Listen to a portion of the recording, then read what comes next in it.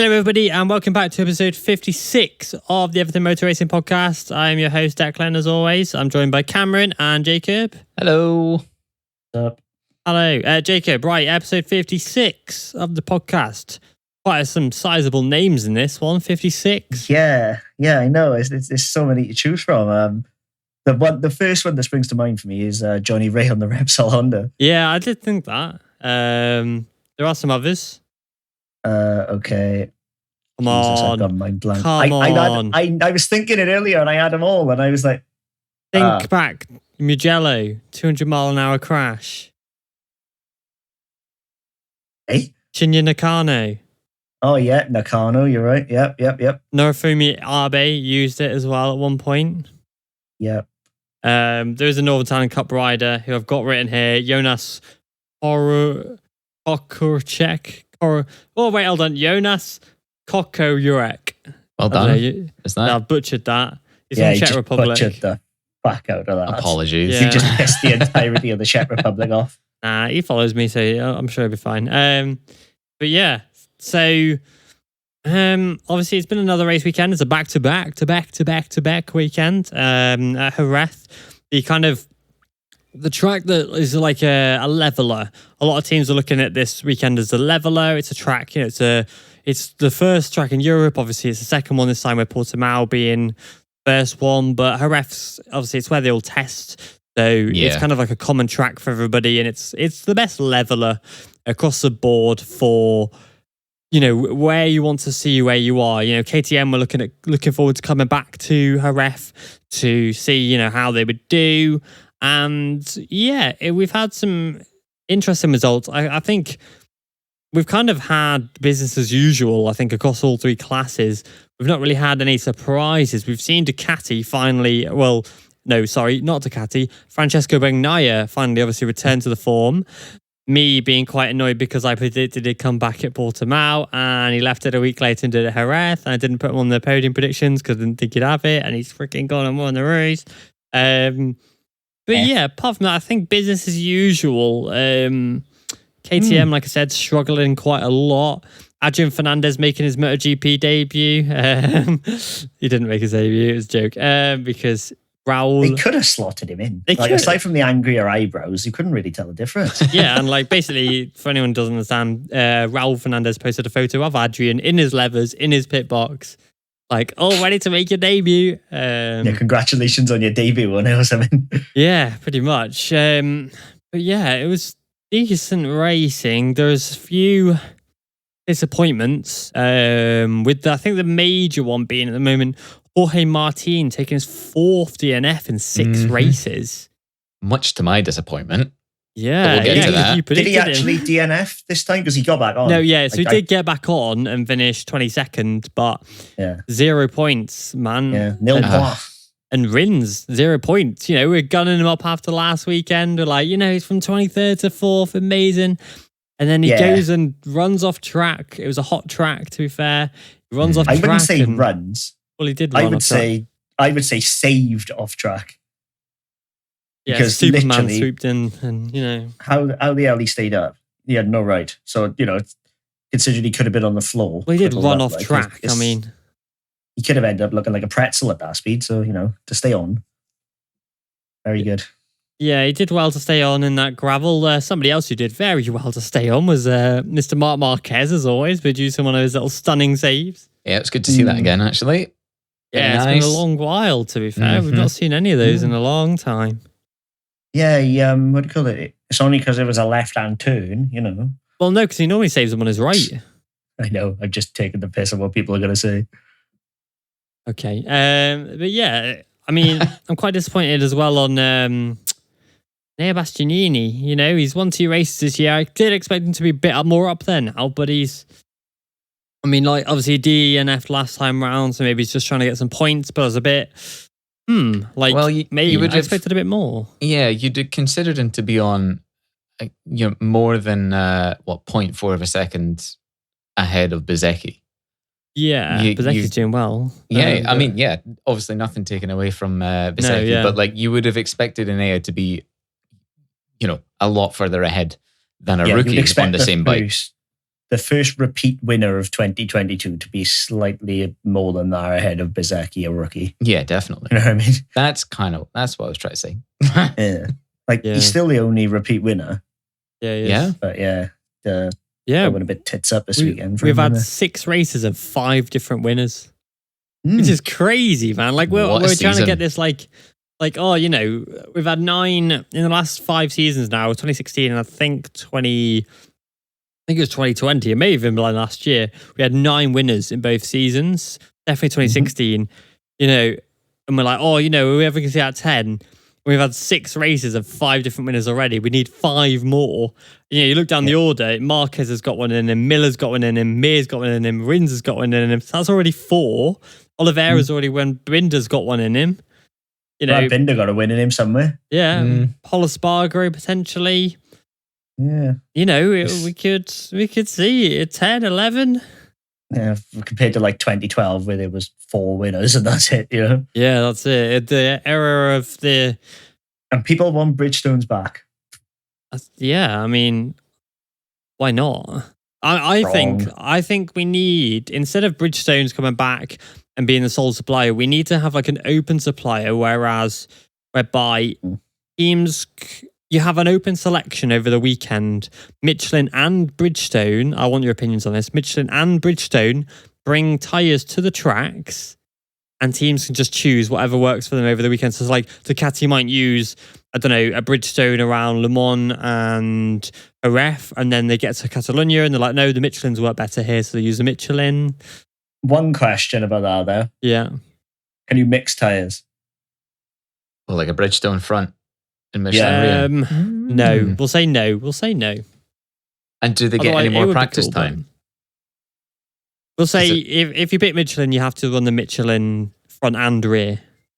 Okay. But you don't get any more practice time, no.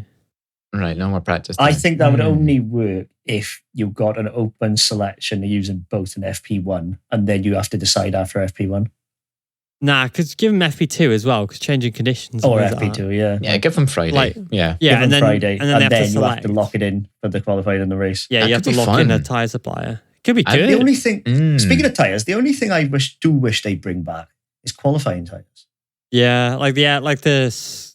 What is it? This, the SCX and SCQ. Yeah, that's it. SCQ. That they're using World Superbikes. Like, you know, just a one-off lap, super sticky tyre. Yeah. Can you imagine what the Ducati would do on that? Well, Pecco already shown like perfect lap, as he said, the brand new lap record, half a second nearly over Fabio Quartararo. It was something to behold, that, to be fair. And again, actually, think about it. Aleix started 3rd today, didn't he? Mm-hmm. So we've had the first 3 start where they finish in MotoGP. Then in Moto3, we had the same as well. We started where they finished where they qualified. Agura went P1 to pole. Pole to P1. Oh. Canet qualified 2nd, did he not? No, 4th. 4th, that's it. I don't know where. I think Arbolino was 3rd, I think. Arbolino was 3rd, yeah. So not 2nd he was, and Lowe's was 3rd. Ah, right. Okay, yeah. So out of the 9 potential spots, 7 of them finished where they qualified. It's quite impressive. Qualifying is quite important around Jerez. Yeah, I was going to say, is that the Jerez effect? It is. Like we're saying, I think Jerez is kind of being outgrown by MotoGP. You can tell it's a very curb-to-curb track. You know, they hit the curb on the outside, they come in, they hit the inside curb, and then they go straight back out onto the outside curb.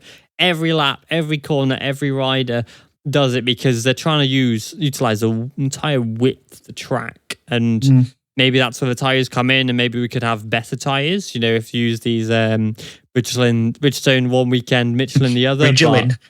Yeah, Bridgestone, you know. Just Fuse and Michelin and a Bridgestone left and right side. Yeah, but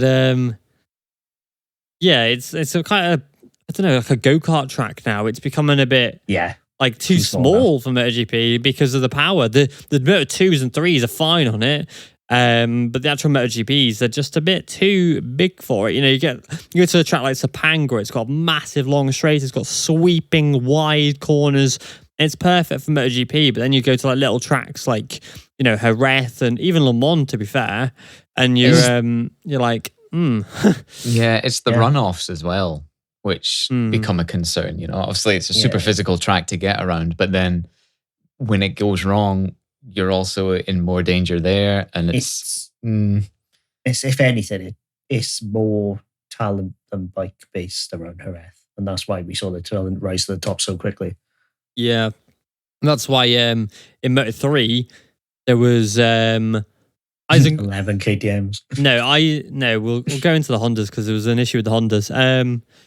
Well, yeah, we saw Eisen Guevara on lap 2 at the fastest lap of the race. No one beat it after that. Yeah, well, lap 2, Guevara is like quick. the fastest laps. It was literally Guevara at lap 2. That's it. No one else beat his time. He didn't even beat his own time. It was just bang, straight there, done. He tried to break the pack and failed. Yeah, he did. I don't blame him, to be honest. It's Moto3 though. You're doing well to do that, as we've seen. Sasaki did it this year, and that's it. Yeah, I've seen the rookies Roeda did it at Portimao, but it's very difficult to do in that lightweight class when everybody's jumping down your throat and you try and like smooth out this corner and then you got 6 bikes diving up the inside of you because they're caught on your slipstream, and it must be a nightmare. Like actually, Roeda actually said after the rookies race 2, because there was a massive scrap. He said in the part of Vermi, he was like, I was trying to get away, but every corner I was just getting dive bombed and they were just coming at me. And he said he couldn't get to broken rhythm. English. Of with course. Roeda. Well, yeah, he is obviously Spanish, so he needs. It's Paul for like we've come to expect a certain. How's your Spanish, Jacob? That's what I thought. What's the Spanish word for bad? Malo. See. So yeah, you can't. You've come to expect a certain level of English now. They're doing polished with the rookies, and Roeda isn't there yet. I think he will be, but I don't really think it's relevant. But of course, it's relevant. Not really, is it? If everybody else is speaking good English and then you're not, I think they get English lessons, but I think that's what I mean. Like, I guess it depends what the purpose of the English is. If it's purely so that the viewers can understand them, then sod it. Like, why do they have to learn it? But I mean, if it benefits them communicating with teams, then if it's communicating with their team, then it's important. But he's raced for Monlau for years. They're a Spanish team, and he's a Spanish rider. He's not really needed to. It's not like MotoGP or the World Championship lacks Spanish people. No, like even like Michael Laverty's British team has Italians and Spaniards working in there. Yeah, it'd be fine. Although to be fair, like I'm criticizing him, it's still better English than Canet. So, Canet's English is shite. Yeah, I don't think it is. Anyway, it's not really relevant, is it? Anyway, but yeah, like. Yeah, I'm trying to get back on topic now. But yeah, like it was a pretty solid Red Bull Rookies races with the beast Maximo Martinez, or Maximo Quiles as I like to call him, taking his first win in race 4 of the series and race 2 at Jerez. He's a little pocket rocket. He's a 2021 European Talent Cup champion and he's an absolute beast. He's an absolute demon. And obviously Rico Somalo is even smaller than him, but he's an exceptional talent. I'm actually really excited to see his career blossom. Yeah, he'll be in World Championship sooner rather than later. As soon as he can go up, he will. 4 years' time. Well, the thing is, he can get obviously a dispensation if he wins the rookies, which is why Roeda is in there. So, but there is a big topic though. So we'll cover some silly season quickly. In the rumours that Fabio Quartararo has penned a potential deal to stay at Yamaha for 2024. So 2 more years at Yamaha. But also, on the same day, it was announced that he's relaxed his demands, apparently. Yeah, I saw that. So is that maybe offering himself to teams and not yet signed? Maybe. Or maybe just relax his demands to Yam. Maybe like teams, he's realised other teams don't want him. I don't know. I don't see why they wouldn't want him, but... I think he got to Portugal, won there dominantly, and then was like, oh, wait, actually, maybe, I'm worth a bit of maybe they kind of know what they're doing. Yeah. Maybe he's like got a bit more confidence in Yamaha. Instead of going, you have to pay me X amount of me to stay with you because you suck. He's gone, you know what? It's actually all right. The philosophy makes more sense now that we're back in Europe. And he's like, oh, wait, actually... because even today, even though he didn't win, the gap to third was near enough. 11 seconds. Yeah. Come on. What was the gap to the next Yam? Oh, God. Yeah. That would be the one to really look at. What was the gap to the next Yam? Next Yam. Where is it? Who was it? It was Morbidelli, wasn't it? Morbidelli. So 27 seconds. Good Lord. Wait, Yeah, no, really wait. It's a Fabio to him. Sorry, 16 seconds. There you go. Sorry. Yeah, like Wait. that's Wait, no, I'm No, completely you're wrong. wrong. Yeah, 27 because seconds. he was 27 seconds. Yeah, Yeah, Yeah. sorry, I was doing it from third. like 'cause I'm an idiot. that's a second a lap near enough. Yeah. Over. Yeah. Like, Jesus, man. It's really bad. Well, again, more silly season rumours are that Franco Morbidelli's contract could be... he's obviously contracted with Yamaha till 2023, but that's not to say he's with factory Yamaha. You know, it's like a Ducati contract where they can put you where they want. There are rumours that Franco Morbidelli might find himself back at with you Yamaha for 2023 and Toprak Razgatlioglu coming in. Again, it's still a rumour, please. We're going to say take all this with a pinch of salt, but again, there is the rumour that these rumours of Toprak keep bobbling up, but I was on Twitter just reading about it because Toprak is confirmed to be testing the Yamaha M1 in July. Mm-hmm. You know, and somebody asked Matt Oxley, they were like, oh, you know, what about this, you know, the Red Bull situation, Red Bull Monster? And Matt basically said, you know, oh, you know, he'll leave kind of thing. But I don't think people really fully understand Toprak's relationship with Red Bull and why he won't leave Red Bull for Monster. No chance up, hands. Absolutely. Like, leave Red Bull alone. Not going to happen. Yeah. Leave for a rival. Yeah. Definitely not going to happen. Because you got to remember, like, for people who don't really know why it's so important, Toprak obviously is mentored and managed by Kenan Sofuoglu, who has deep relationships with the CEO and the guy at the top of Red Bull Turkey, who pay Kenan quite a lot of money. Kenan, over his racing career, despite only racing in World Supersport for the majority of it and winning 5 titles, in World Supersport earned 25 million Great British pounds. He was getting paid more than a lot of MotoGP riders to race in World Supersport thanks to these very wealthy sponsors in Turkey, including Red Bull, which is why you see all his riders, Toprak, Chan and Deniz Onsu, I'm not sure why Bataille hasn't got it yet, all are donned in Red Bull. You know, even when Chan moved to World Supersport, he stayed with Red Bull. He raced with the Red Bull IO team. Deniz Onsu races for a Red Bull sponsored team. So there is that mega hefty link. And I'm sure with Toprak's achievements now, he's very friendly with the CEO of Red Bull Turkey as well. And there was a figure last year that we discussed on this podcast that said he was getting paid. This was before he won the title and before bonuses. It was getting like 70,000 Great British pounds a week from Red Bull. Good Again, Lord. I'm not. Yeah, From I'm one not sure. sponsor.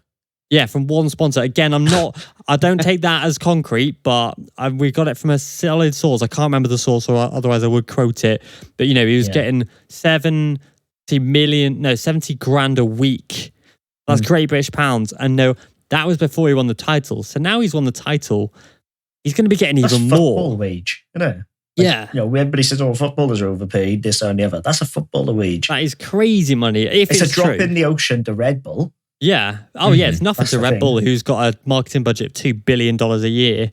But, you know, it means he's getting paid a lot, if true, obviously. And he's probably on 100K now, we'll say, if he's won the title and he gets a big bonus.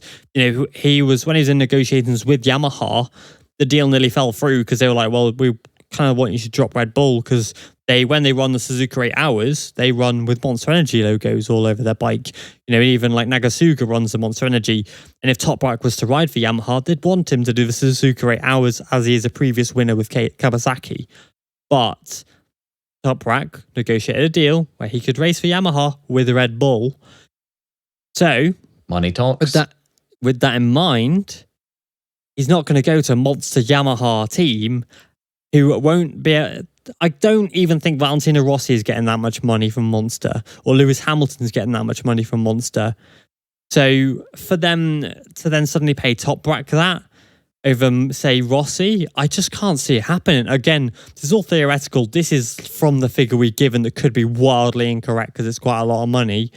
But if that is the case... I can't see it happening unless they just swap and go, right, okay, we're Red Bull Yamaha for one side of the garage and Monster for the other. But again, Monster aren't going to deal with that. What did Dovi do? Just drop them all together? We haven't dropped them all together, have we? Because he's going to get them back when he leaves Yam. Nah, he'd have Red Bull now if he because that team's not sponsored by Monster anymore, so he could have Red Bull now, but he's not. Because I thought it was a case of, obviously, because he came in halfway through the season. No, he fully dropped Red Bull for what David did to come back. It was his Shui deal. He's not a Shui deal. Yeah, he's got an Alpine Stars helmet deal, but no, Dovi's full straight up dropped Red Bull. Yeah, there's no way Toprak's going to do that, is it? That's the thing. And like I'm not disrespecting Matt Oxley, by the way, because he's, one of the best in the game, but I don't think maybe people realise the full extent of Toprak's deal with it. On a surface level, it's just a sponsor, but the reality is it's more than that. Because you look at riders like Dovi, who was with Red Bull from like 2003 until 2011. It's a long sponsor, and he ditches them for Monster Energy to race the tech-free Yamaha.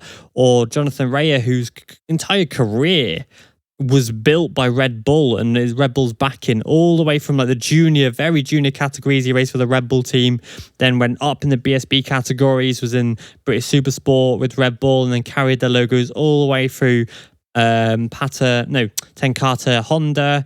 And was with Red Bull for well over a decade, maybe closer to 2 decades. And then as soon as he even tested the Kawasaki with Red Bull logos on his helmet. Yeah, that was nuts. And then suddenly bang, the team do a Kawasaki Monster Energy deal, and bang, he's swapped over. Jorge Lorenzo was with Monster for years. He loved the Monsters energy, didn't he? And then bang, he's with Red Bull. And then as soon as he leaves Honda, bam, he's back with Monster very briefly. Yeah, that was weird. Yeah, it was like a month sponsorship. He was like all backing in, testing the logos, and then nothing again. Maybe he needed some party money. Or some food money. But yeah, some Bali holiday money, I was. Yeah, he's on topic of Lorenzo, he's a MotoGP legend, isn't he? Well deserved. I don't think we needed a medal to say that. No, but it's good for the PR, isn't it? Nice to have it in writing.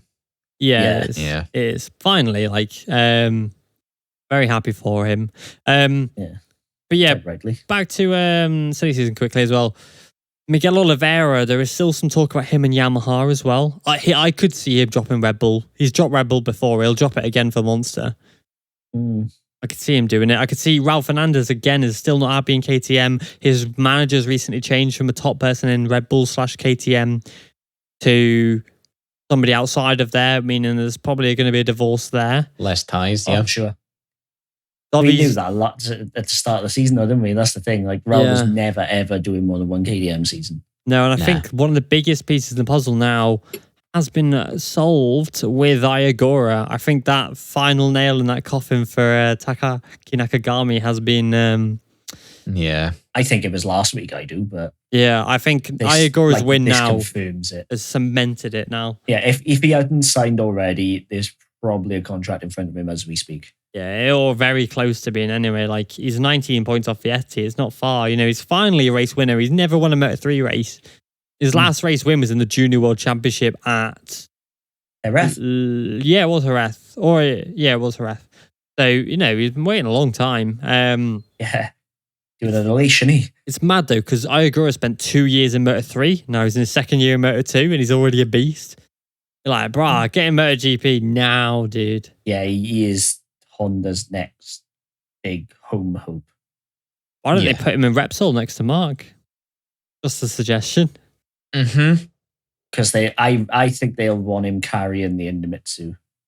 Yeah, I mean that's a fair shout, but. Because it's what if Chantra goes there? Or a double Indomitsu. I'm just taking a minute to think about all this stuff you're saying. I'm like, yeah, what if? Yeah, that could work. I can't see either of them going to Repsol simply because of the Indomitsu, because they're going to need a home rider, and Taka ain't it now. They'll take one of them for a home rider. And, the other one can go Repsol, Well, I don't think they'll promote the other because they'll still want a strong showing in Moto2, and Mario Aggi may not be on it straight away when he goes up, Mario Aggi? Oh, come on. He got to go up, haven't he? If Oh, you are moves actually up talking to about Adrian. I MotoGP. thought you made a mistake. Yeah. He got to go up, haven't he? He has to. Yeah, he's freaking massive, isn't he? Yeah, he's he too could big. throw that bike about 30 meters, I reckon. Yeah, it's massive. A hefty So he'd boy. be the one going up. Yeah. So then that would replace one of them. I think they'd want to leave another to stay strong in the Moto2 class. I could see out of the two, I could see Agura moving up purely because he's 19. Agura, yeah, he's definitely. so young. You know, And they Japanese. they need the young blood in there. But it's looking good. Another chalk that's going around that I do want to probably talk about is the rumor that Romano Fenati, after 6 races, will lose his seat for Le Mans, which is the next round, to Alonso Lopez. Bullshit, innit? It's like, Why? and you're not saying that as in it's bullshit because you're lying. You're saying it's bullshit because it's unfair kind of thing. Yeah. So, Not the rumor is not bullshit. The act is bullshit. Yeah, because the team owner even kind of confirmed it and said it was because of a lack of results. For a guy who has done Moto3, has done a very good season, must say, apart from Misano, on a Kalex, then went back to Moto3 for a few years, and then has come back and is 6 races into his return on a flipping speed up that he's never ridden before. That's pretty uncompetitive, apart from Furman making it look amazing. And you're like, what are you doing, bruv? Yeah, it's a lack of results. It's stupid. On what is technically a rookie, but not. Yeah, and like, you can compare As him. good as. No, you can compare him to Furman all you like, but the thing with Furman is that it's different to Fenati. Furman's already got 13 races under his belt on a speed up last year, plus I think 7 or 8 World Championship experiences, plus the races he's done this year. He's already got maybe close to 30 races on the speed up. But of course he's going to be battling for the front. He's a supreme talent. But, you know, I was if going to say, plus he's special. yeah, you know, if Fenati had a full season and was half the way into next season on the same bike and wasn't performing, then yeah, fair enough. But it's not. Like, the team has history of doing this shit, though. Like, when they had... Well, hold on. When they had Danny Kent back in the years ago, like, obviously, Danny Kent, but the team often gave Quartararo the good parts and Danny Kent peanuts. You know, Quartararo had special tests at Aragon that was just for Fabio, and Danny Kent wasn't even invited, even though they were in the same team. You know, and like Fabio's were getting these special parts, and it's like, what the hell are you doing? And then Axel Bassani left the team after like 5 rounds because the team were dicking him about. And then Montoya again last year got sacked for Fermin Aldiger because Fermin was performing. It's like they're not content with what their current riders are doing. They're always looking to the next one. Oh, who else can we get in? Like, I'm absolutely over the moon for Alonso Lopez if it does happen, because he fully deserves a seat. But it's weird. Yeah. Alonso Lopez got sacked whilst teammates of Fenati, and now will replace Fenati as. Yeah, that's a 300 grand fuck you, that, isn't it? Oh, it's mad. Lopez is good enough to be a world championship Moto2 rider full time. Yeah, no mistake. He's going to be on a Kalex as well. Next weekend's a race, Estoril, a race opener. Yeah, so that's going to be a case of Lopez is going to probably outperform Fenati, if we're being honest, but he shouldn't be on that bike. Same as last year with Montoya. Firmin, as much as, I've been tooting Firmin's horn, he should not have been on that bike. But Montoya did nothing wrong. Progressed, maybe not as quick as they wanted, but definitely didn't cook his goose and get worse. Yeah. And then to ban him on the grounds of fitness, even though he provided a full fitness certificate from medical direction. It's just a bullshit way of getting him out, isn't it? Boscoscaro is playing a dangerous game, and it's going to backfire on him very soon, because he's going to lose Firmin very soon. Well, GP teams are going to snap him up. Firmin's got a 3-year deal in that team, but I can see him going to a Kalex very soon. I mean, his luck is horrendous, as we've seen, but once that luck kind of finally stops, finally turns in his favour, he would be a solid title contender if he didn't get knocked out. Yeah, every race. Would it happen on the Kalex? Because obviously Boscoscaro different lines this and the other. I don't know. It depends. Obviously, I don't think it's the be all and end all. But the Kalex is still better. He has to ride that differently to a Kalex. Yeah, he would.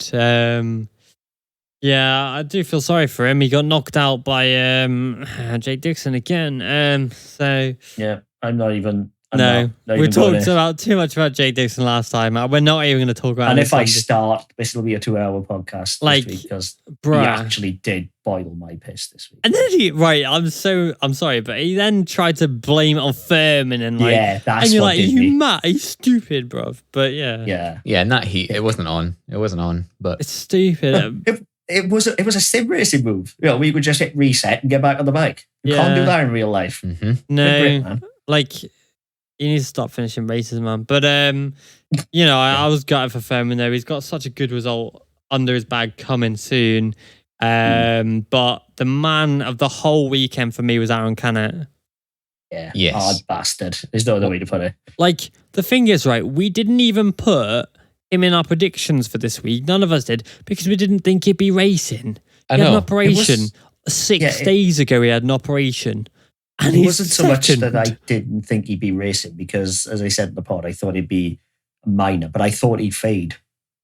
And Well, you would expect again, so. Like based on the result, I don't know if he faded or whether Agura just thought, right, it's time. Probably a bit of both. But nonetheless, I expect him to fade to maybe 8th, 9th, 10th, you know? Or Yeah, fade to second. around such a physical track as well.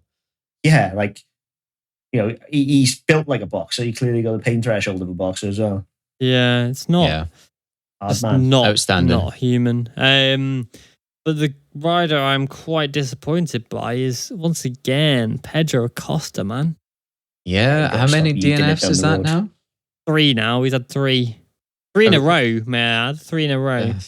Did it count as a DNF today, or is it just did he bring it home with no points? Well, he's 3 crashes in a race in a row, basically. Oh right, Did he finish okay. a race? He didn't get the points, but he did manage to beat Antonelli. did yesterday. finish a Oh race. yeah, in you're Salach. right. Yeah, Like, Yeah, what's in going Salach. on with Salach, mate? He was like, He put a post up saying that they completely went in the wrong direction. for yeah, the but race. thing is, right, he was a beast at Qatar before he crashed out, and now nothing. Like, what Taught him happened? how he put wet tires on, so you can forgive. Yeah, but like, he was an absolute beast. We were like, wow, what on earth? He's finally in Moto 2 and he's doing so well at Qatar, and now, Yeah, it's set up in there. From what he was saying, his setup in there, they were in a low point, but he did say he'll get better. I do. And I believe he only needs a bit of confidence. You know, one good session, shoot him 10, 15 places up the order. You know, Yeah. It's just a bit, like, I'm quite it's all disappointed. between the years. Yeah, Yeah. that's it. His teammate did well, mind Alessandro Zaccone. Good to see him actually battling up in points paying positions. Who, sorry? Yeah. Sorry. I wasn't listening. Alizak. Yeah, Zacconi's a Zaccone. good rider, man. He's just, maybe it's a team and not him, because he's a good rider, as we said, like, but But like Zaccone hasn't been anywhere, has he? And then all of a sudden he just rocked up at Jerez, you know, a track he knows like well. yeah. Look at the difference. 11th is solid. Yeah. Like considering he'd been, you know, 23rd, 24th, 25th, right? Yeah. I want to go back on this Romano Fenati thing quick, because we've kind of got Yeah. carried away. Yeah. I wanted to ask you lot actually about Fenati and him obviously losing his ride after 5 rounds. You know, Salvador lost his seat before the season even started. Right? So basically in F1, when there is a dispute between a team and a driver, the team can't just sack the driver. They have to take it to like an independent body who will basically view everything and view all the thing. And then the team can then decide, the independent body will then decide if the team should sack the driver or can sack the driver, or if they should just stay working together. It's helped save some drivers, and it's also helped screw some drivers over by actually, getting them booted. Should they have something like this in MotoGP to stop riders losing their seats like this? But is this Because a it's their disagreement? career, it's their job. They can, because it's the court of the arbitration of sport who it goes to. MotoGP falls under the banner of sport. So they can, like the one of the main ones I can think of, because our mate Liam brings him up quite a lot with what happened in F1, is Guido van der Garde in F1. I don't know. He contracted to Sauber, I want to say, maybe Caterham. At the last minute, they replaced him with Esteban Gutierrez. He turned up at the preseason test, expected to drive, contracted to drive, this and the other, and Cass actually ruled in favour of Sauber. Van der Garde lost the drive, and Gutierrez got the seat. It's Let me like just pop another whiskey while you're talking about F1. Hold on. nice. Pop. Yeah. It's like the sound effect of it. The Well, it's like Carol Abraham when he lost his seat at Avintia. No, Vintia. Yeah, it was just an yeah, email. Avintia. He just got an email. Oh yeah, you're not coming back. But He like, got I've an got some- email. yeah, it was just an wasn't email even saying face to face. it was just an email. But It's like being dumped by text, isn't it? But like, well, I've got some like tweets here because some riders are getting quite angry about it on Twitter. So Gabriel Rodrigo Yes. was like, "I'm feeling so sorry for Romano. It's shit and very unfair how teams can destroy a racing career because they are destroying careers out here. Yeah. You know, results are not accepted. Reason only 5 races after the start of the season. Even more if we speak about a rookie with some thumb down. The organisation shouldn't allow this." Then Josh Herrin piped in. That was right. spicy. And said, so Josh Herrin raced in Moto 2 for like 6 races in 2014 after being crowned the 2013 Moto America champion. So the Premier Superbike class. Was it? Yeah, Was okay. it only 6 races? I thought he'd finished the season. No, he did like literally like maybe 5 or 6 races. It was nothing. Bloody hell. what happened? Because he was Zarco's teammate, wasn't he? Yeah, he was. So hold on, I'll get it up. I'll see how many races it actually was quick. But it was. I felt like he finished the season and then got replaced. But Oh no, it was. you might be right. It was very long. So it was. Look, I just What write happened? down. So Caterham. Remember the Caterham? oh no, he did. He did. He got to Silverstone. He did out to Silverstone. So he did. That makes sense Like why 10 he was in the races. hotel in England then. Yeah. Yeah. So Herrin basically was Zarco's teammate, and Zarco was obviously doing really well. He was Mhm. 6th overall that year. Got a load of podiums. Basically, Josh on the Suter it was as well. Was basically right. being asked to ride the bike like Zarco to try and do some, results. So Josh basically said, "I agree with Gabriel Rodrigo's thing. Caterham did this to me in 2014. I woke up to the news in a hotel in England, never paid me any of my $80,000 salary or travel, almost ruined my career, had to come back to America and start at the bottom again. Sorry to Romano." And then Loris Baz clocked in as well and said, "Happened to me in 2014, signed to MotoGP with Aspar, and they fired me 10 days later without telling me because they suddenly realized I was tall." What? Hold on Like, a second. By the time I had already turned down my offer in World Superbikes, I was paid 3 in Championship at this time, and almost stay with no ride for 2014. So basically, almost had no ride in 2015. Sorry, How Yeah, tall it's, is Loris Baz? like 6'4". 6'2"? No, he's 6'2", isn't he? I would say. Um, He's good chunk over 6 foot. Right, He's okay. not your typical bike build. He's 1.92 meters. 6'2" then. Yeah, that's getting pretty tall. But still, I That's mean, 6'4". He could ride any roller coaster. in the Yeah, world, that's put it 6'4". Oh no, It is, 6'3", is it? 6'3". Ah, So we're in the 6'3", middle. yeah. We're in the middle. that way. Like, that's quite a big boy. yeah. That Is Loris. hefty But boy. Yeah, that Caterham thing, because if I remember rightly, it was Tony Fernandez, who was a Malaysian businessman, hence the Air Asia sponsorship at the time. But he completely fucked around with the money with Caterham in the bike, and then proceeded to go and do the exact same thing in the cars with Caterham. Like, how did he get away with it twice? Oh, there's some proper dodgy people in the sport, but it's Yeah, but like he was openly doing it, completely messed two teams up with their finances. How was he allowed to own a team? Crazy, man. Even if he just put in a different name and cocked it up, but to be so open and brazen about it. yeah. He also owned QPR, if I'm not mistaken, football team. Like, Did it? no Got one. him relegated. No, Lost all their money. and like, no wonder people get cynical and come up with conspiracies. Yeah. Like with Michelin or whatever, when there's all these sort of like deep connections and people like screwing each other over.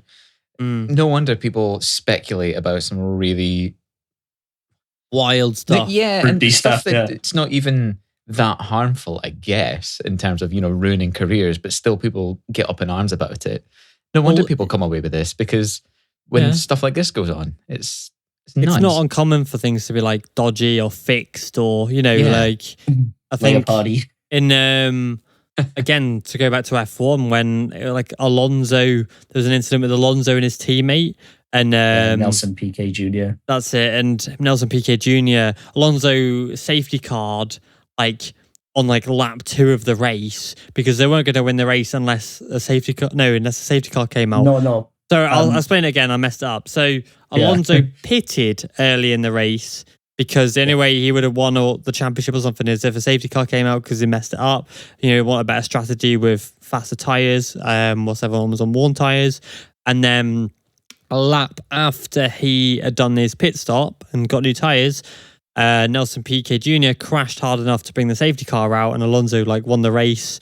And then it was a conspiracy for ages that, it was all dodgy. And then Piquet Jr. got sacked by the team and was like, it did happen like that. Flavio Briatore is still serving a lifetime ban from Formula One for that incident. Is he? He's still serving a lifetime ban. Who'd have thought? Yeah, Flavio Briatore.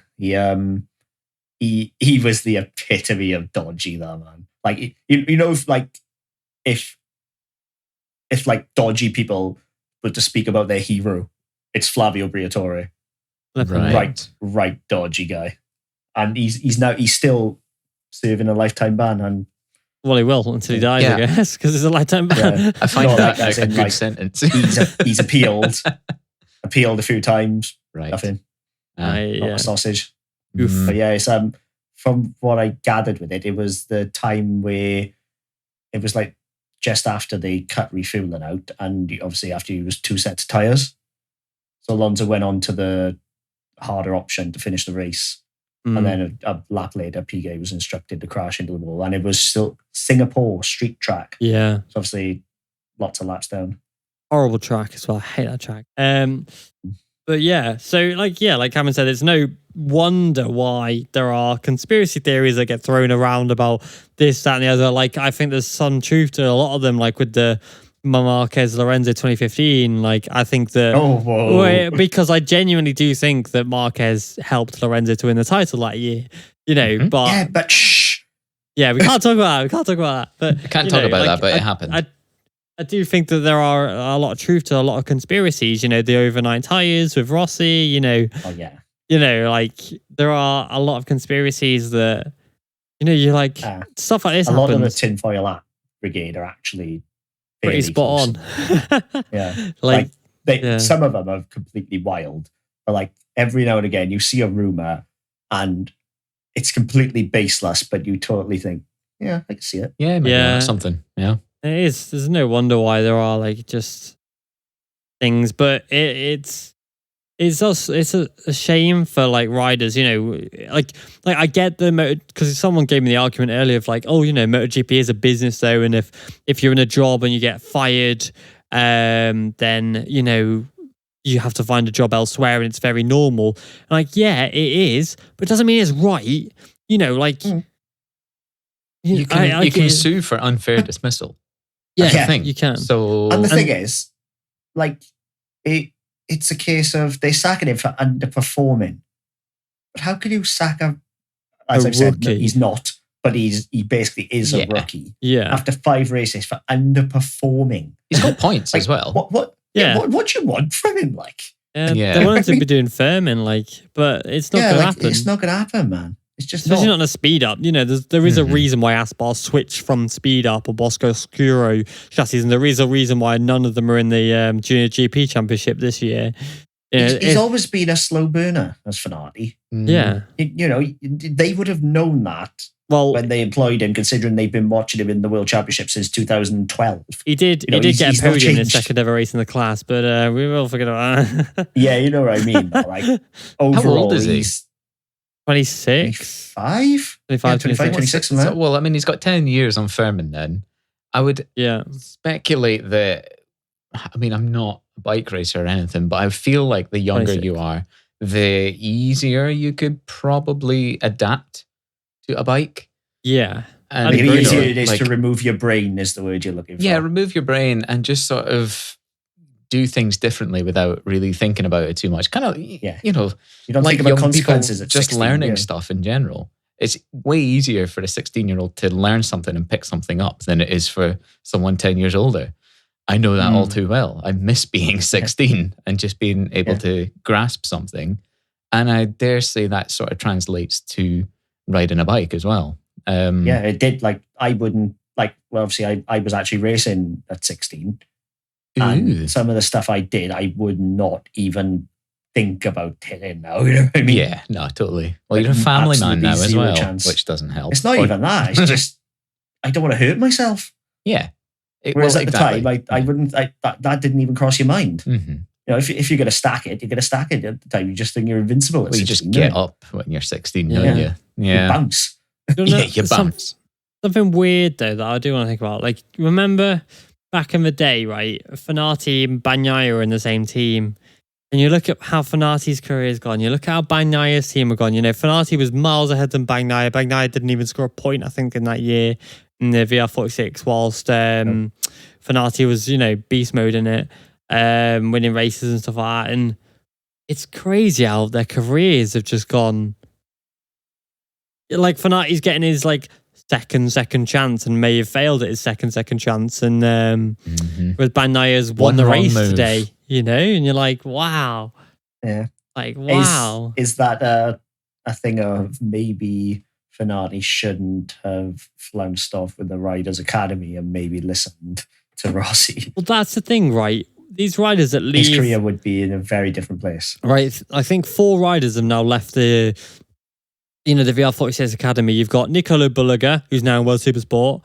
You've now got Baldassari, who's now in World Supersport. You've got Fenati, whose career is fucked and probably end up in World Supersport. I did swear, sorry about that. And then Foggia, who's doing all right.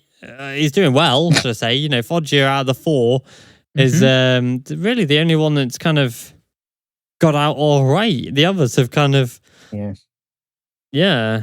The grass ain't greener. Well, that's it. That's a conspiracy. When you're a part of the VR46 Academy, Dorna and all, like, give them an extra 10 HP in their bikes and make them perform better. But then when you leave the VR46 Academy, you lose that, and then obviously you lose your skill, and yeah, that's it. Yeah. Yeah, gotta be it. That's a conspiracy, though. Yeah, it's gotta be it, haven't it? But then speaking of Foggia, I don't know, like, if I was a Moto 2 team looking at Foggia now, I'd be kind of thinking, I don't know. I mean, if there's a bike that you can, I mean, he's second in the championship. Is he second in the championship? He's second in the championship, but yeah, I don't know. It's a tricky one. When you're on the Leopard, you've got you know that you would almost class that as a sort of an edge, and if you're not, if that's not sort of giving you a real advantage, and I mean. Sure, he's really outperforming Suzuki. Yeah, massively. But hard at the minute. That's the thing, right? I want to go into an issue quickly to expand on your point, and then we can go back to you. So, with the Leopard team, right, they force their riders to use a certain setup. Suzuki is struggling this year because he is being forced to use a setup that he doesn't really like, doesn't really work with. Jaume Masia, when he was with the team, struggled. As soon as he got his own setup and was allowed to use his own setup, the same race weekend, he won the race. I think Foggia is maybe adapted to his setup or can use his own setup, but Suzuki can't.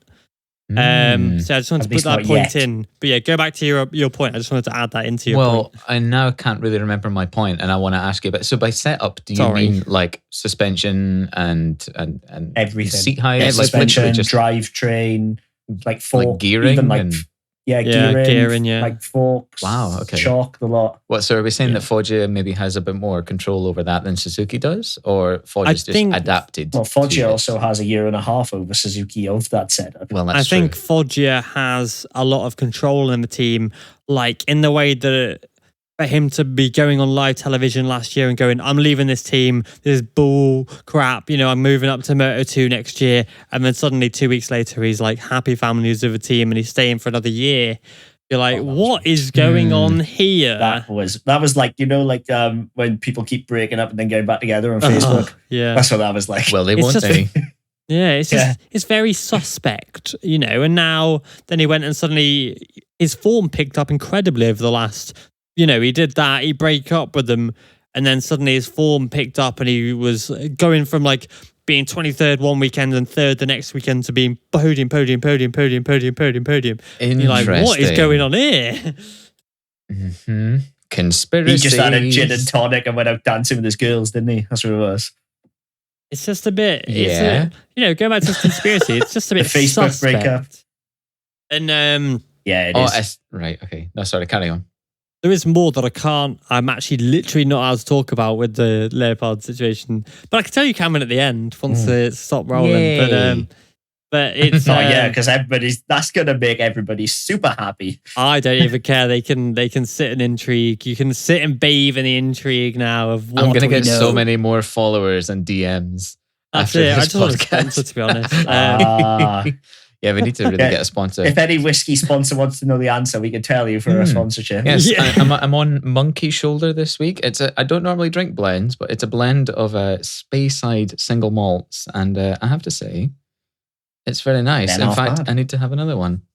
Sick. Cameron's getting hammered. It's not off, but yeah, one guy who's been listening to our pod since the start, he said one of his favourite things now is hearing Cam's whiskey bottle pop. There it is. Pub. But yeah, right. Shall we go into these like Moto 3s, 2s, and GP and go on do the then. predictions and all Considering that? you said at the start, I just want to make this an hour, and we're 52 minutes in. I know. Shush. Okay. Right. It's fine. Sick. Oh, I said we can do over an hour. So obviously predictions. So if you're a new Oh my listener, we do a God. prediction each week, and we predict the podiums and who can get pole position, and there are points to be won. So for the order, we get 1 point if you get pole position. You get 1 point for any position on the podium. So for example, if you predicted Mark Marquez to finish third on the podium, but you finished second, you score a point. If you correctly predict a position on the podium, for example, you predict Mark to finish third, he finishes third, you get 5 points. If you correctly predict the winner of the race, you get 10 points. And people are actually playing along with this at home as well, which is actually awesome. If you correctly predict all podium finishers, but they're incorrect, you get 15 points, and that doesn't stack to the 10 and 5 that I've already said. Doesn't stack. So It's just a flat 50. it's just a bonus, for example. So you could get, I got the winner right, but then second and third were wrong. You'd only get 12 points, but with this, you get 15. So, so if How you convenient. predict all three, you get 15 points. And if you correctly predict all three, you get 25 points. That's third, second, and first correctly in their right positions. 25 points. So It's a good setup. It's a good scoring system. Did we end up deciding on 30 if we get pole as well instead of 26? no, we didn't. No one's ever said that to me. I don't think we did. No. But that's a good idea because we could do 30 for a full sweep. So let's do that. 30 Yeah, just a nice reward and a full pole as well. sweep. Sicko mode. Good I'm idea. just crying though because it's an extra thing to lose. I know, that's it. Like, all I'm thinking now is, God, if I have another cursed weekend like this weekend, then I am done. But anyway, we'll get to it. Carry on. Well, yeah, Cameron was leading the standings quite comfortably very recently, but as time has gone on, he's slipped down. So I did going say into this was going to happen. Yeah, I did say, I'm good at the flyaways, and now that we're back in Europe, that's it, that's it. Yeah, I'm like the season Bastianini. actually starts. Yeah, the season started. That's it. I'm falling away now. Before we go any further as well, I would just like to apologise for my yeah, I was going to mention that. completely ruining of Ryan. Yeah, so I feel quite bad. leaving Portimao, Ryan was on 22 points. However, Jacob has been reading his predictions in the wrong order, which is, well, just stupid of you. So, Well, it wasn't in how it was written, I think. Mate, I he think was it's justified. he was putting it in order and you were reading bottom up. Like, Yeah, oh, you- yeah. you Like, come screenshotted on. it to us, and I was like, "No, how have you taken it that way?"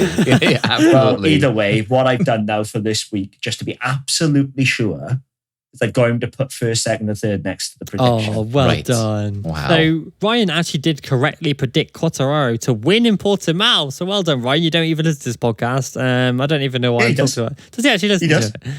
Oh, well done, Ryan. Hi, Ryan. So yeah, Ryan did actually predict Quartararo to win in Portimao. So well done, Ryan. So going into this race weekend, I lead the standings because I'm a beast with 47 points. Cameron's in second with 43. I did eck out a big lead, but Cameron has edged it in a bit. Jacob was in third with 36 points, and Ryan has gone from 22 points to 31 in fourth. Solid. So he's 5 points behind. But going into the Moto 3, we'll do a little bit of Moto 3 discussion. Yes. We had Guevara take pole position. None of us got it right. I went for Masia, Jacob went for Garcia, Cameron Sasaki, Ryan Garcia. So 0 Sasaki points was the scored. absolute opposite as well. He started at Yeah, the back. yeah, of the he grid. dead started last. That was it. That was Yeah, the I was signal. closest. That was the signal to be like, this is it, Cam. You are done. You're done now, That blood. game over. Game So- over. Guevara won the race. Garcia second and Masia third. Yep, gotta be happy with Guevara. Yes. So I went for Guevara first and Garcia second and Minho third. So I scored 15 points. Well done. Jacob went for Guevara first, Garcia second, and Artigas, who was there, he was in the mix. It was bold and nearly came off. Yeah. So Jacob scored 15 points. Hang on. What? Did you not say the points Are first, you second, done? and third is 15? Yeah, for incorrect. Right, okay. So Carry on. if you get first and second right, you're not going to get third wrong, are you? If you've got all, because then you get 25. Carry on. Dumbass. Anyway, Cameron went for Foggia third, who didn't score any points. Well Oh my done. God, what a Sasaki disappointment. second, who started from last, did do quite well. And He- Onshu, Yeah, it could have been there. who Onshu nearly got a podium, to be fair. I equally could have had 15 points. You know what I mean? Like, if you- Sasaki hadn't been at the back of the grid, he could have been second. Ifs and And buts. Onshu Yeah. was nearly first. Ifs So and buts. it was ifs, I ifs and think buts. Sasaki wrecked his tires on the way through. To be Yes, Yeah. I mean, And so, yeah. But much anyway. like Dennis Foggia, Cameron scored a big fat 0. That's unfair considering how close Onshu and Sasaki were to the podium. That's a kick in the plums, that is. Yeah. That's the way it works. That's the And game. Ryan went for Masia first. Masia was third, so he gets a point, and he picked Garcia second and Foggia third. So Ryan gets 6 points. So the standings now go: me first, 62 points from 47. Disgusting. Hey, Manzo. Jacob in second with 51 points from 36. That's wrong. No, it isn't. That is right. That is right. No, that's right. Yeah, it is right. I was going to say it is right. Cameron has stayed third with 43, and Ryan is now up to 37 points in fourth. Yes. Hey, So- you know, we all have an off weekend. It's fine. Yeah. Honestly, I don't think I think we've gotten to the point on this pod now where people don't even care about the race reviews. They just want the points. Pretty much. Going into Moto 3, though, only 2 Hondas scored points. And the Yeah, top Scotty 11, the top 11 with pure KTMs and big man Scott Ogden, well done Scotty, What in a 12th beast. was the fastest Honda. This is where the Honda were across the board for Honda riders. It wasn't like, just the odd Honda rider. It was every single one. Dennis Foggia had issues basically with his bike where the tyre was messing up and pushing in. I don't understand. Yeah, flexing too much. Yeah, and basically So he just didn't have any structural support in order to turn in. And so he was like Just the shaking front his gear. head going down the straights, and Yeah, he was really going for it with that, wasn't he? Every single time, time he he saw was it, on I screen. I think he was like, trying "Oh, to tell no, his this-" team what was happening to the tire. Yeah, It's going side to side. Rule. yeah. So there you he go. was So just the following tire, it. the tire dropped off very quickly, and then it was pushing the bike, and you couldn't stop.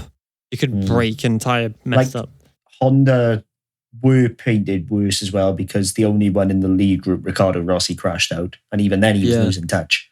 Yeah, he was Mhm. dropping down the order as well. Like Yeah, and his teammate didn't one even thing mind. I did want to mention though, how cool was it to see pretty much every version of the KTM in top 6? Yeah, you got the Husky, Like you got if the CF QJ Moto, Motor Casper. had come in as well, it was Yeah. colourful. Yeah, it was. like it was really good. Like if like Patel or Bartolini had been up there as well, we would have had all 5 of them Well, like in the top 10. Like, if- Bartolini are classed as a KTM on the standings. Oh, they are KTM, are they? Right. QG Yeah. Moto must just be the sponsor now. Oh, there we Yeah. are then. We had every single one in the top 6. Yeah, we did. And first, second, and third finished where they qualified with a Gas Aspar 1-2. So it was Spanish riders on the 1-2-3. It was Spanish team in 1-2, Spanish sponsors, Spanish circuit, Spanish manufacturer. You know, it was Good day to be dream, innit? Spanish. yeah, good day to be Spanish. And now they are 67 points ahead of Leopard in the team's championship. That's Blimey, healthy. heck. Yeah, that's like, I mean, it could just be whittled away by 50 if neither of them score and Tatsuki and Well, And Suzuki's not Forte going to again. do shit, let's be honest. Yeah, he's struggling, Yeah. man. He's yeah, but like, you know, because both riders score, it's not as big as it looks. But 67 points is still a healthy margin. yeah, Yes. it is. Matteo Batel's done really well. I'm quite impressed by Matteo Batel, to be fair. Hmm. He's Yeah, a what, 11th? he's a good Solid. rider, is Patel. Mm-hmm. But as we said towards the end of last season, that there is some talent in the Italian Championship. You don't have to go Chev, Yes. True. That's true. and he proves it. Moreira Bartolini's deserved proven a it. better result. Yeah, if it wasn't for that Yeah, that long lap done Long in. lap. Mhm. It did, but But he He got the proved he warning can like do it. 3 laps in. yeah, he did. Yeah. Literally, he must have gone wide every single one of the first 3 laps. Yeah, he got it which very early completely on. compromised his race. Yeah. Shame, really. good ride though. Like to All be the gas CEO right now. Oh yeah. You got to be thinking, oof, see, Money, senor, money, see. money. Si, Yeah. senor. Mm. Well, Bueno. it's part of KTM, but yeah, it did well. And Marcia did well. Onshu again missed out on the podium. Artigas finally making a little comeback. How good was Guevara's move on the around last the corner? All three. outside? I was so mad because I knew what it meant for my predictions. I was 'Cause the- screaming. Like, Because the thing is, it's so risky to go around the outside of that corner because if Yeah. one person loses the front, then bang, you you're were gone with it. Well, that's what happened last there's year, no wasn't saving it? To Messia? Last What happened year, No, yeah. that's year? because Dennis Onchu decided to This just year. break 30 meters Yeah. later last year, Yeah. Just went bowling which doesn't instead. help. Yeah. Not good. Outrageous. That is the move of the year so far. I've seen nothing else that I've even where I've been blown I don't know. away yet. Garcia on Foggia at Argentina was pretty Oh, it was tasty a as great well. move, but Yeah. Less riders Guevara's involved, genuinely, though. Yeah. Guevara's genuinely made me watch through my eyes. Nobody else has done that this season. I guess like Jerez is I don't know, it was just a bit special this weekend, wasn't it? With the atmosphere was- and It was great. just the It's good to whole have fans weekend back. wasn't. Yeah, it was a blooming good watch, wasn't It it? was very good. Very nice. Very nice. Mm. Very good, very nice. Right, let's move to Moto 2, Bryce, with these predictions. You know what I'm saying? Oh. So, obviously, Ayagura got pole position. I went for Agura. Jacob went for Lowe's. Cameron went for Agura. Did It's I? a single point. You went You for did? Agura. Yes. And Ryan went for Yes. Vietti. So Cameron gets a point. Well done. Whee! Yes. Well, that is the only point you scored in Moto 2. I may just want to add to that. Oh wow! No. Build him up and shoot him down. Yeah. It's fine. Pride comes Bloody before hell. a fall. Butter Beck. is Pride toast comes and then before thrown a out the fall. window like. So Ayagura won the race in Moto 2. His very first victory. Again, ahead Yeah. of An Aaron amazing Canet. ride. Yeah, amazing, Mm. amazing. Ahead of Aaron Canet and Tony Arbolino. Mm. I went for Ayagura to win. Cambodia in second, who did DNF, and Tony Arbolino in third. So I get another 15 points. Boys. Honestly, Let's I hate you so much. Bobia, I don't know what the hell happened this weekend. It's He weird. Isn't it? qualified poorly, didn't finish the race. It was He had an off on Friday, didn't he? Yeah, struggled I think Yeah. quite a I lot. wonder- it was still. It's Oh. because John Hopkins' like amazing new girlfriend wasn't around to. Oh God! Oh, it's horrendous. Honestly, I've unfollowed him. It's so I bad. can't deal But, with like, it. I cannot deal with it. Hold on, but like the whole American racing team put out a graphic for like 225,000 followers, and she was all over it, and you're like, what is going on? Honestly, And it's she's just very famous though. She's got like 8 million followers. Yeah, she's very Alright. famous in Indonesia. I want to say. is Oh, the so country. that's very meta. So it's quite new then. Yes, I just sort of I've unfollowed him. It's just, Quite annoying. But yeah, back it's to not for me. predictions. You're a disgusting man, Jacob. But anyway, Why am I disgusting? Because I don't want to see it. yeah, I know what you say. Because he's and lonely. sadly do behind the scenes. Let's move on. Yeah, back to That makes it predictions. sound like I go and murder people. Back to predictions. With a mustache like that. Anyway, predictions. Jacob went for some cat Chantra to win, who crashed out. He went for Aldegar second, who crashed out. And he went for Agora third, who won the race. So Jacob gets a point. Well done, Jacob. Well Yay. done. Yeah, I think it's harsh to say Furman crashed out. Cameron went for Chantra to win, who crashed. Bobia second, who crashed. And Vietti third. Where did Vietti even finish? Six. He was Yeah, sick. terrible race. So yeah, 1 point for you for that. He shouldn't have been sixth, to be fair. I mean, it was a war of attrition, really. I mean, he should have been 10th. Yeah, with you everyone should. that crashed out in front of him. But anyway, that's me just, doing myself a disservice again. Carry on. So not Cameron. Ryan went for Pedro Acosta, who crashed out. Oops. Arbolino second, who finished third, and then Vietti third. So after that, I finished with 15 points ahead, and Jacob, Cameron, and Ryan scored 1 point apiece. Oh, you're so smart. So- I'm looking at your face right now. Like, I could tell you're just kind of like, it's as if you're being sort of, just saying a matter of fact. But I can so tell. humble. I can Yeah. tell. You just see in your face that you love yourself. Anyway. Yeah, well, after that one, I go from 62 points. I did start with 47 to 77. So I've added 30 to my lead.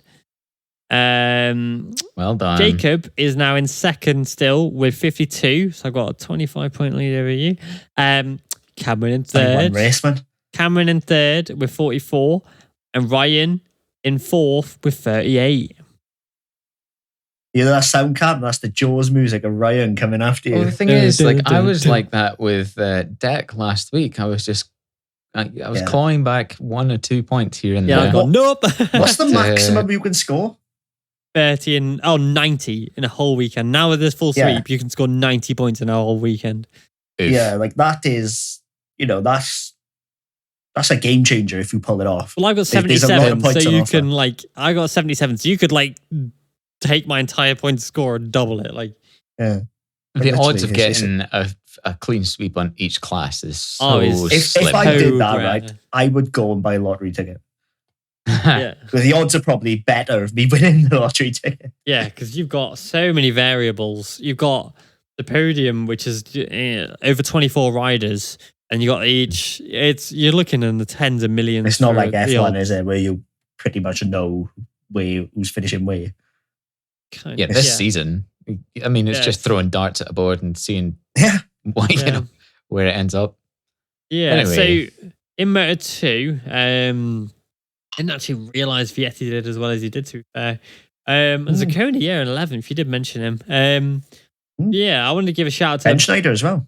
big man Barry Baltus, who did come home with 2 points again. He's doing good, but Stefano Manzi, who came in as a last minute thing, Yes. missed Friday and got 13th. That's decent, mate.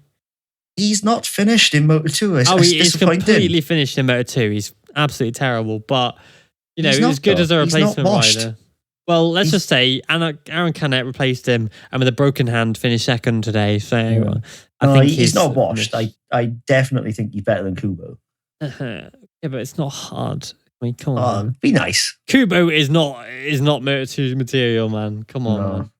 No, I think it was harsh to saying Manzi's finished in Moto 2 when he's come in with no practice. You're a for Manzi Manzi fan. Nothing you say means anything because you're a Manzi fan. Anyway, moving I on. was bloody impressed. Impartial voices on this podcast Manzi, only, please. Please, men, notice me, senpai. Kubo. Notice me. But Genuinely, and even if it wasn't, to come in on a Saturday and then finish third, I'd be well impressed. yeah, anyway, moving on from your little Manzi Omzesh. Lorenzo Dalla Porta scored his first. Lorenzo Dalla Porta scored his first points of the season and lost a place in the championship over it. So yeah, work that one out. Because Manzi overtook him. What's that? Wow. You know what I mean? That's a lovely fact right there. That's a Wow. good one. Yeah. Yeah, Delaporte is going to be looking at that championship now of a guy who raced an entire Saturday and Sunday has overtaken him. wowzers. I feel so bad for Delaporte, really. I mean, he has Yeah. such promise, and it's just... Did Moto2 He's not World built for Champ. Moto 2, man. He should go on the Super Sport. He'd clean up in there. Not even that. Like, he should just stay in Moto 3. Yeah, but you can only do that for so many years, can't you? Like John No, McPhee. there's no age limit. Yeah, Oh, in yeah, Moto he's 3. 28, sorry, yeah. Like, Come he's on, nowhere near Jacob. the age limit, is my point. Yeah, he's like 23 now. Yeah, you know, he's got a good couple of years. There's a good chance he could win like 3 more titles. Oh, you can be finally our modern era Angel Nieto, you know? Well, that's what I'm saying. Like, back in the day, back in my day, He's 25 this year, so he's only got 3 Yeah. years later. yeah, you know, that's 3 titles if Delaporte plays it right in Moto 3 on a Leopard. That's the thing, though. He could actually go back to Leopard. That's not even like... But it's like back in the day of 125s, 250s, and 500s, People you stayed could there make for an years. entire career out of being a small bike specialist. Mhm. Yeah, you could. Many riders did. Why is it now so important to get out of Moto? Yeah, It's just and not to how move it's up the seen classes. anymore, is it? It's seen as a ladder, isn't it? It's just Yeah, not yes. the perception anymore. It's And the weird. reality is, it's perfectly fine to stay there as long as you're successful. Yeah, as long as you're doing well and you're not taking Yeah. up a seat like Mhm. Valentino Rossi did the last few years, then you're fine, you know? Aye. Starting Again, I'm not fireworks. touching that. I'm not touching that. That's entirely you. You can own that yourself. Lord, I Adrian did not with expect us Joe to be opening that can of worms tonight, but okay. I'm just trying to bring you two bring down the podcast enough, so I may as well just join in, you know. I was I know a few people who were Rossi fans went to Brands this weekend. Oh mate, I just saw a video right of Brands and it is packed with Rossi fans. Yeah, it's just a sea of yellow, isn't it? It is Hell mad yeah. though with Rossi Why did because he come? I don't He didn't know. even come top 5, did he? So, No, I don't know. I don't Yeah, care. he's not doing brilliantly, is he? At last No, I but to be checked. fair, he is a rookie in cars, so, and it's not He been is, 5 yeah. races yet, so you can't sack him just yet. yeah. Once I was 5 about to races say, go like, by, is he going to Yeah. get sacked after Yeah. 5 races? but you know, once 5 races go by, then of course 5 races are more than enough to evaluate a rider's performance and sack him. I've lost what I was going to say there. But yeah, Rossi's doing all right. Oh yeah, that's right. I know this thing, right? His Instagram reach has fallen off a cliff now. Like his likes and all that are nowhere near what they were. I'm like, bro, like Oh, people really? followed Rossi because they liked Rossi as a racer. But now he's left the sport. They don't care about Valentino Rossi anymore. They only cared about Valentino Rossi as a motorcycle racer because he was the most successful of all time. Now that he's not racing there, he's not the most successful of all time. They don't care about MotoGP and they don't care about Rossi either.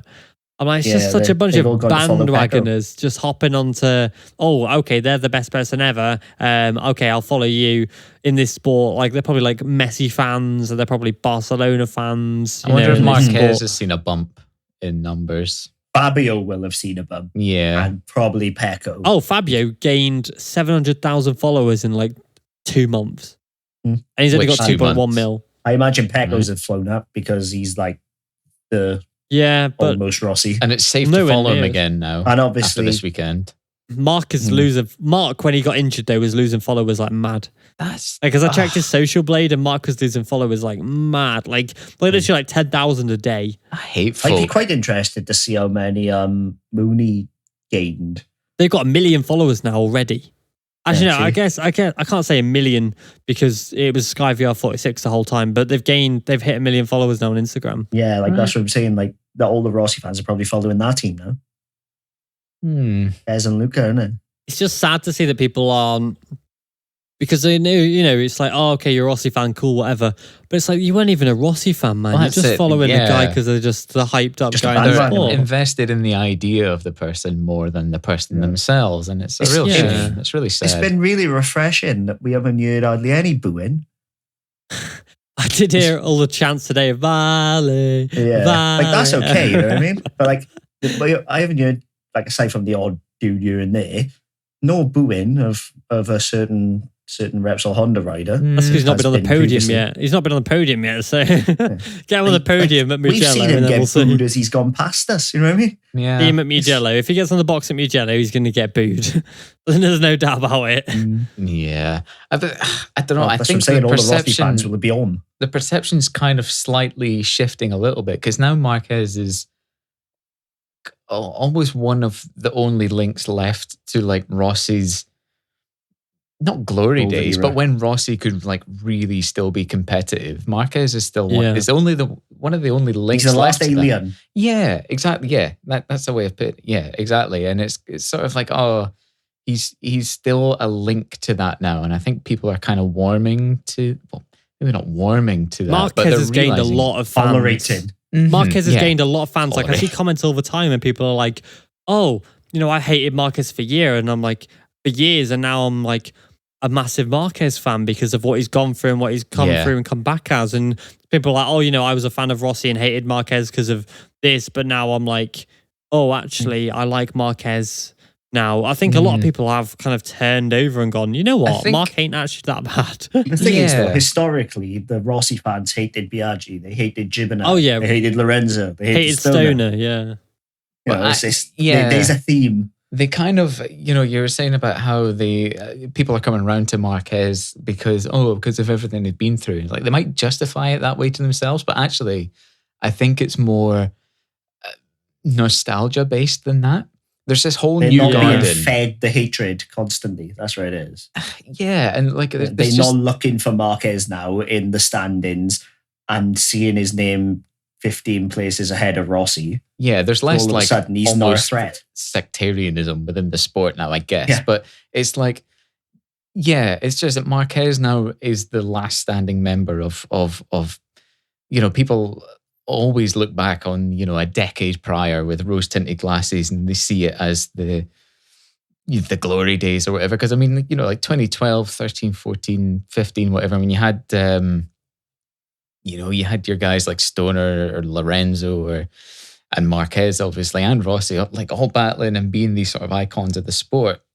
Looking back at that now, it's really rose-tinted, even though back then a lot of people were filled with hatred and vitriol and everything. But now the only one that still stands is Marquez. And sure, he's been through a lot, but I think that's not the reason that, people might use that to justify why they now like Marquez, being like, he's been through a lot. But actually, it's just they miss those days, as is natural. And that's just the way it goes. And like, I'm kind of the same. Like Marquez, he's 28, not an old guy, but he's getting on for a MotoGP rider, really. Yeah, he is. He's 29 God, now. Yeah, He's 30 next year. yeah. That really hurts because we are that age to I say know. that. That And like, stings.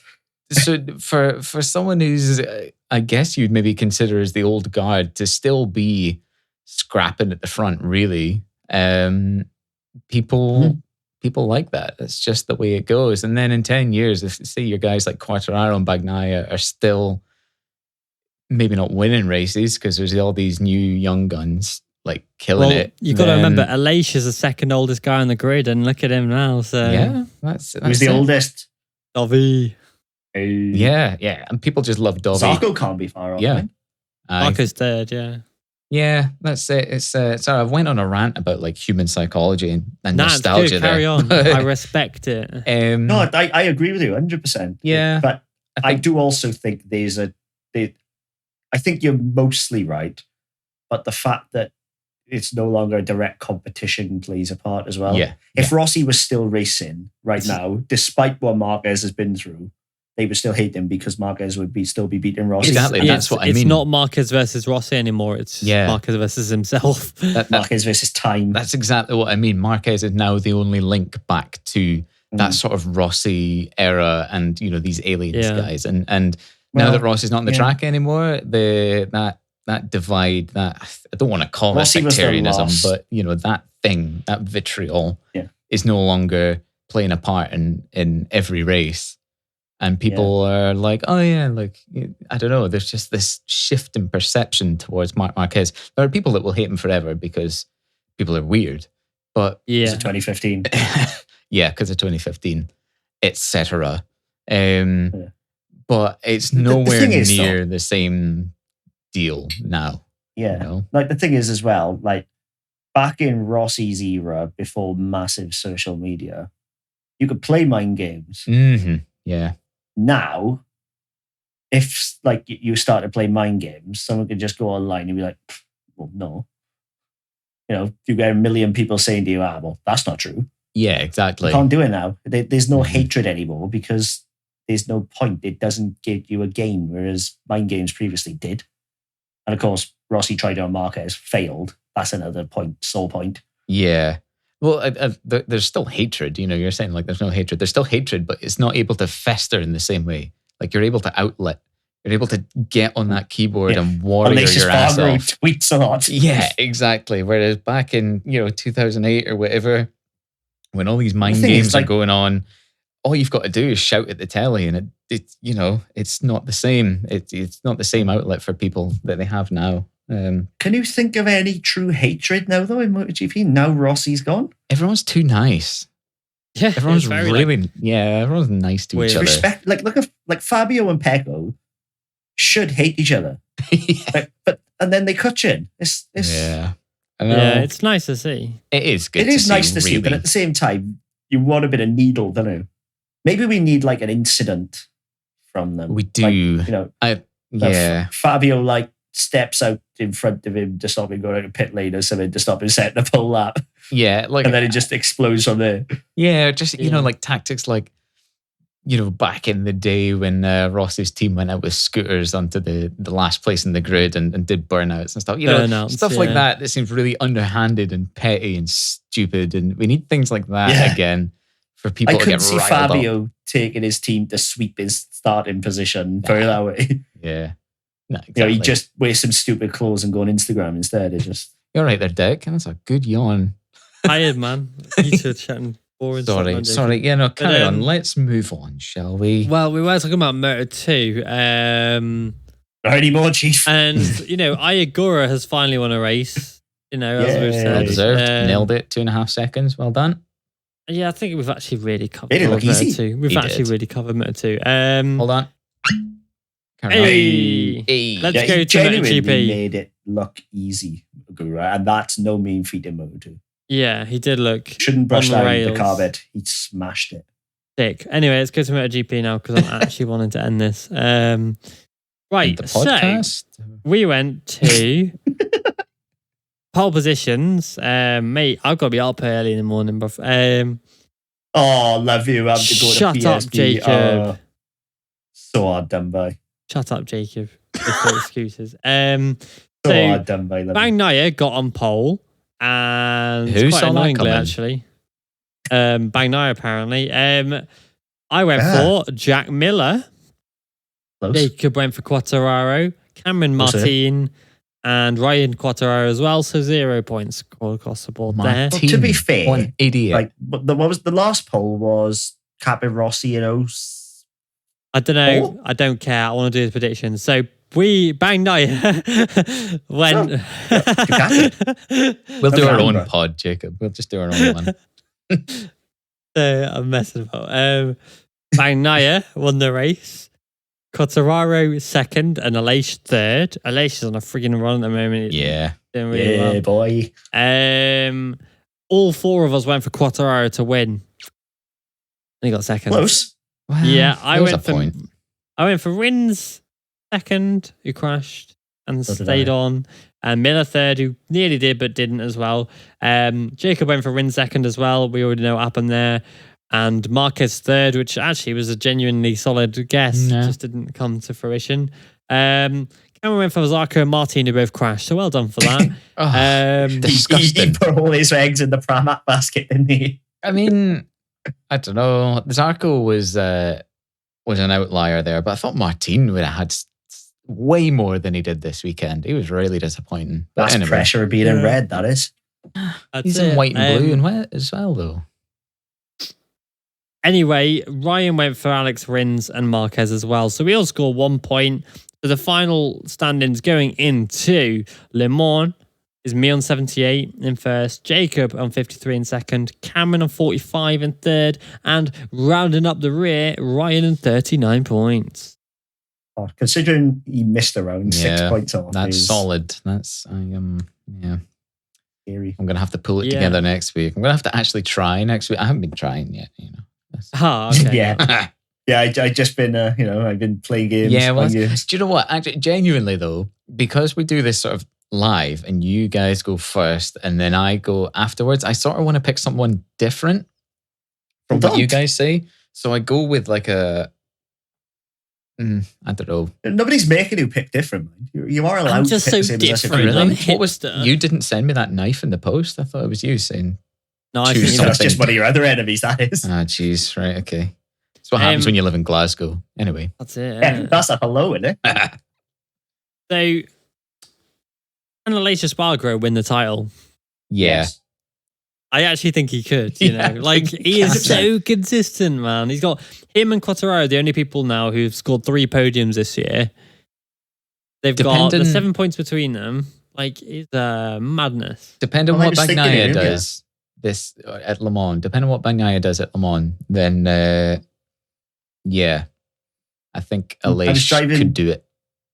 I was driving earlier to pick the kids up, and That's I was nice. sat there, and I was thinking, like I was sat at a set of traffic lights, and I was just thinking, 2 years ago, if someone had said to me, "Oh, Alicia Spargo and Aprilia are going to be title contenders," even as short as a year ago, I would have asked what they were smoking and whether I could have some. Even when he got on the Because- podium, I'd have said that. Like, Yeah. and look, now they've lost their concessions. How far they've come! It's all just knitted together in such a short space of time. Yeah, well, they lost their concessions as of today. Jacob's little false news last time saying they already lost it was false, but they have now lost it as of today, so it doesn't really matter.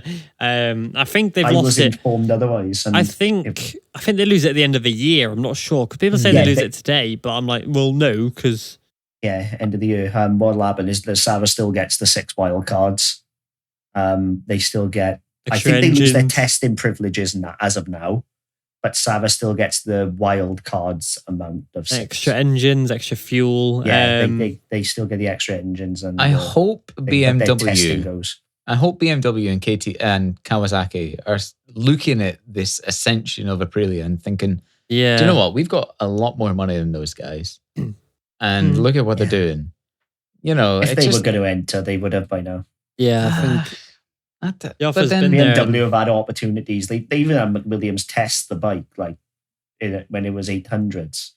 You know, it got to the point where they were testing it around Almeria and then just never bit the bullet. They had a suitor as well, didn't they? That Scott Erdin rode a few times. But you know, like Alicia's just doing so well. Like his consistency, that's the thing. Like he's always been very, very, very consistent.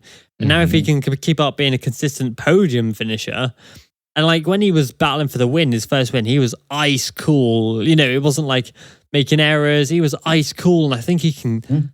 Maybe I think he can genuinely do it, man. yeah. Well, the thing is, Alicia has always been consistent, but consistently 7th, 8th, 9th, 10th. Yeah. Yeah. Now the level of bike and rider combined is podium/win. Mhm. He's still retaining that consistency while shooting up the table. But then the Wow. inconsistency, the I just said inconsistency of that. everyone around him, though, is also playing into his hands. You know, because Of if it was like Fabio and last year, then you Or would be like, me, oh, Did well, he play Alicia something wins already, it. you Yeah. Yeah, yeah. Mm. But the fact that nobody still else seems to consider- be able to find the rhythm that Alicia's found, it bodes really I'd well. consider bronze, 3rd place in the championship, exceeding expectations for Alicia, let alone a win. I think even top 5 would be exceeding expectations because he's on an Aprilia, which is, let's be real, is still an unproven quantity right now in a lot of places. Yes. I think it's nice with these concessions though. Like we've seen over time. I remember when we saw Suzuki lose their concessions and then KTM lose their concessions and now Aprilia lose their concessions. And now there's no bike on the grid with concessions. It's amazing. I bet KTM wish works. they had theirs back. Yeah. No, it works. It genuinely works. It's one of the few unique things Mhm. They've in done MotoGP so well. Can they? That Can a manufacturer has get? no downside. Can they get them back? Yeah. Yeah. Right. Honda nearly got him last. If Marquez hadn't come back in No, 2021, if Alex Marquez hadn't got those podiums in 2020, they would have had the concessions. yeah. Well, Well, what's no, even the then, like if criteria? Marquez hadn't won in, I think it's a dry race podium in 2 years. If you've not had a dry race podium in the last 2 years, you will gain concessions back. Like it's on a point system. No, Right. But it's, if Marquez hadn't won a race after coming back last season, Honda still wouldn't have gotten enough points to beat the concessions, and they would have had concessions this season. if Mark hadn't won at Sachsenring. I'm not sure about it because I think it's just if you don't get a podium all season long as a manufacturer. It's 2 seasons. It's 2. Yeah. I'm not sure, but yeah. I wrote an article about it a while back, and it's 2. Fair enough. But yeah, it's nice to see them kind of finally getting where they need to be. And Bastianini is still third somehow. So yeah, testament to him. That's 50 of his points. Yeah, he's still true. He's doing well, and Bang Nair has shot up. He's shot up 10 places today to 5th overall from 10th. It just shows Jorge what one win Martin. can do. And yeah, Jorge Martin is 13th, man. Unlucky for some. Ouch. Yes. That's the Ducati curse. That's it. Right, I want to get bed. Should we do his predictions for Le Mans and then finish up? Lemons gone in, yeah. Yeah. Thick. Okay. Right, I got Ryan's as well, so. I need to think of mine because I haven't actually thought of mine yet. No, come on, do it off the fly. Yeah. I do it off the fly. I do it off the fly. It makes it more interesting. Come on. No, shut up. Every poll. Garcia. The beast. Brave. Jacob Motor poll. I'm going to go with Sasaki. I didn't think. Cameron. Where are we, Le Mans? Yeah. Might be Le raining, Mans. remember? It's Might always be cold. raining. Messia? Okay. Yeah. And Ryan? Ryan went for. Hasn't even got his phone out ready. Hold on. I didn't expect Cam to answer so quick. I won't lie. I thought he'd take a bit of deliberation into account. I mean, really, like I said, it's just a guess. Garcia. Okay, right. And I'm going to go for the race win to go to Chanonsu. My brain, I kept thinking of somebody else, but my brain Chanonsu. Okay. Chanonsu. Fuck up. No, he said it. He said it. That's it. That's his prediction. That would be a hell of a win if Chanonsu wins. Yeah. Second, Garcia again. And third, I'm going to go really boring and say Guevara. Okay, Jacob. Boring means points. Messia for the win.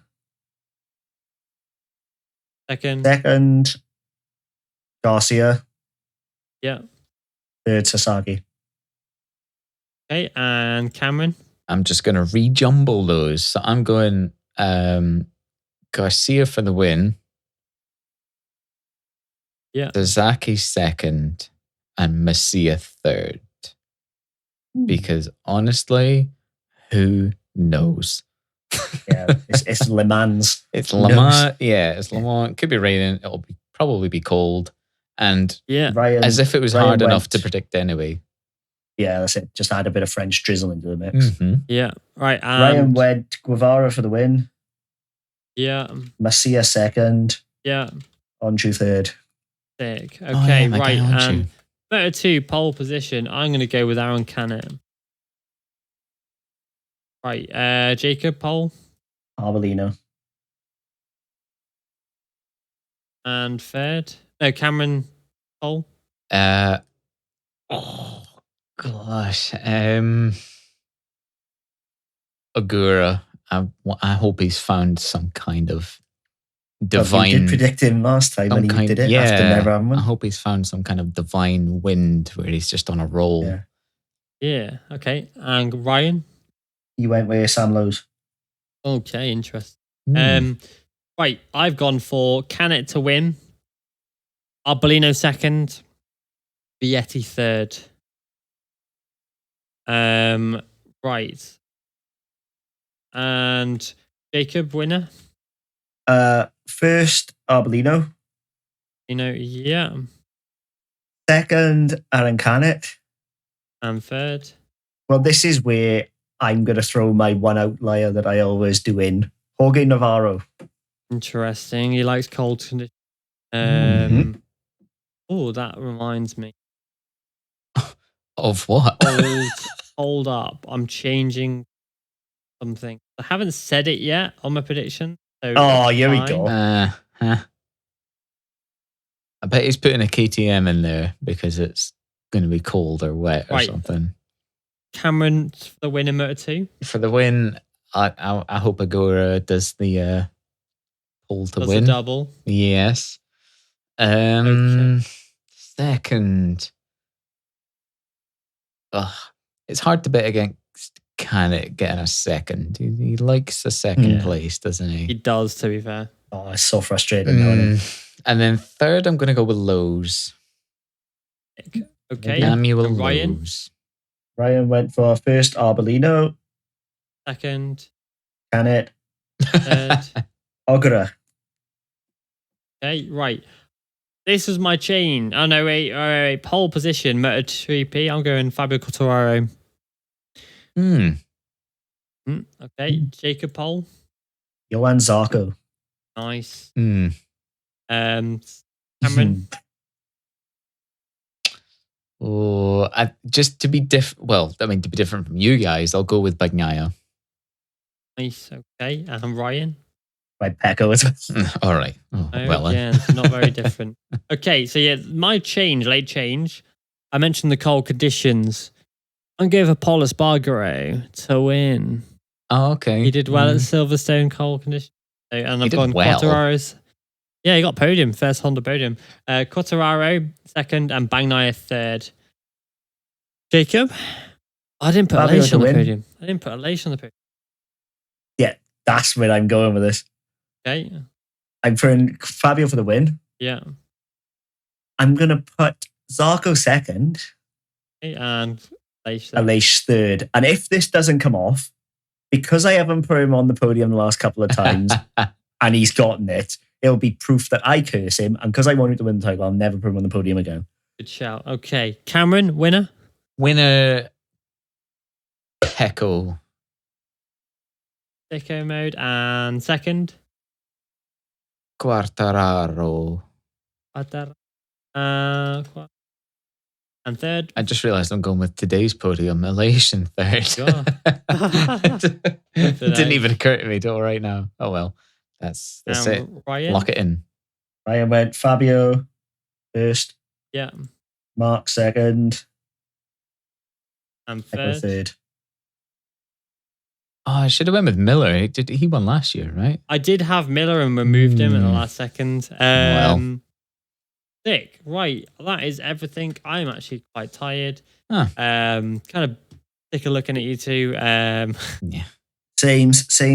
So I am ready to go to bed. So I hope you listen to this. Hope you listen to this podcast. I hope you've enjoyed listening to this podcast. If you're this far in, I'm really sorry. Magically heard this without listening to it. Sick. Yeah, I hope you enjoy your week. We'll try and get guests on next week. They'll probably bail on us again. And yeah, so yeah, I hope you enjoyed this. And yeah, ciao, sick. Bye. Bye. Potatoes.